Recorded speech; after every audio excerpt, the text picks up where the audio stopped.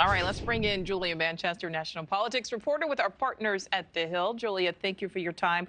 We just saw that piece there from Leland. We know the Ramaswamy campaign is really continuing to pick up steam. He can navigate things on the fly, as we saw right there. Another way he's doing it, though, is he seems to be trying to poach some of those die-hard Trump supporters.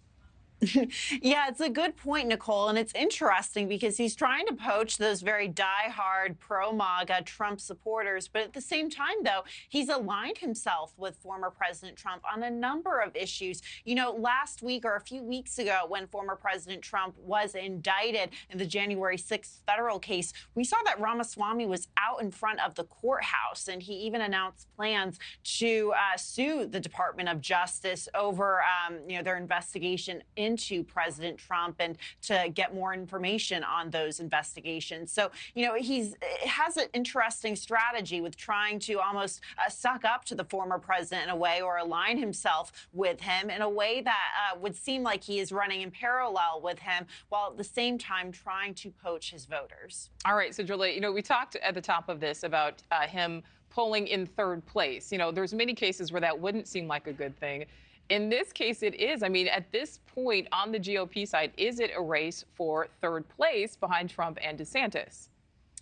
I would actually say it's a race for second place, and this is where Governor Ron DeSantis needs to be concerned and looking around. You have that group of candidates below Ron DeSantis: Vivek Ramaswamy, Tim Scott, Nikki Haley, Mike Pence, the list goes on, trying to vie for that second place spot so they can claim second place and then take on former President Trump from there. Now, I would say that Vivek is not the only candidate who is, seen as a runner up to DeSantis in the polls and among donors. You also hear South Carolina Senator Tim Scott's name talked quite a bit by big donors. And in some polls, he's actually doing better than Ramaswamy in some cases. So I think right now it's a race for second place. But what all of this tells us, Nicole, and pointing out that the fact that the second place in these polls, DeSantis is running quite far behind Trump, it tells us that this is really Trump's race to lose, that he is still the dominant player.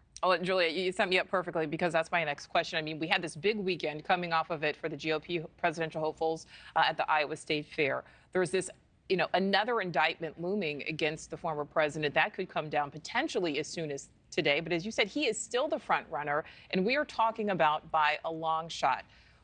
I want to talk about the scenario, though. If the former president either does not or cannot become the nominee, there are some real growing concerns about what that could mean for GOP voter turnout overall, looking at the big picture. Yeah, definitely. I think in terms of voter turnout, it could put a major dent in voter turnout, because that pro-MAGA GOP primary base is going to be fired up about the former president. So in terms of who they go to next, they would look at someone like, obviously, a Ron DeSantis or Vivek Ramaswamy. And what's so interesting about these two candidates is that they've both walked a very fine line when it comes to responding to news of Trump's indictments, very much saying that there is bias in the Justice Department among federal authorities against how Republicans, like former President Trump, are treated versus how Democrats are treated, like President Biden's son, Hunter Biden. So, in terms of, what these candidates do from there, I mean, we're really in unprecedented territory, not to use a cliche. So I think they're really trying to keep this base excited in that case, while at the same time trying to appeal to them, knowing that they very much still have this sense of strong loyalty to Trump. All right, Julia Manchester live for us there in Washington. Julia, thank you. Well, tonight, News Nation will host the first presidential town hall with Republican candidate Vivek Ramaswamy. Leland Vitter hosts live from Chicago tonight with live audiences in Iowa, New Hampshire, and Chicago. And Leland will join us live on set in our next hour. Thank you for watching. Go to newsnationnow.com to find News Nation on your television provider. And don't forget to click the red subscribe button below to get more of News Nation's fact-driven, unbiased coverage.